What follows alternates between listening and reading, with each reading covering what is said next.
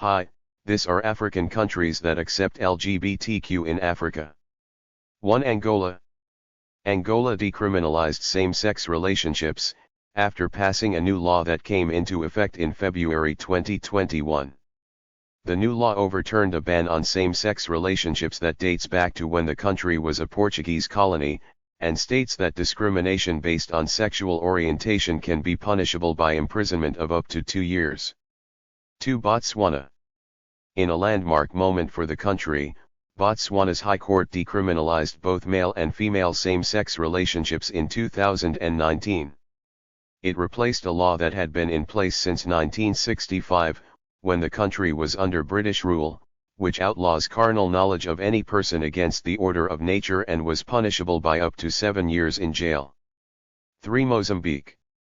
In 2015, Mozambique dropped a colonial-era clause outlawing same-sex relationships as vices against nature from its penal code. According to the Globe and Mail, the UN's independent expert on sexual orientation and gender identity, Victor Madrigal Borlaz, visited Mozambique in late 2018, and said it had a high level of tolerance but warned that LGBTQ+ people still face discrimination and violence at home, work, school, and when accessing health services or police support. 4. Lesotho. Before the current Penal Code Act, homosexuality was illegal for men, but in 2010 homosexuality was decriminalized entirely. Once the law came into effect, activism work with regards to HIV/AIDS was able to reach more people within the community in order to offer prevention strategies, as Lesotho is one of the countries hardest hit by HIV. 5. Seychelles.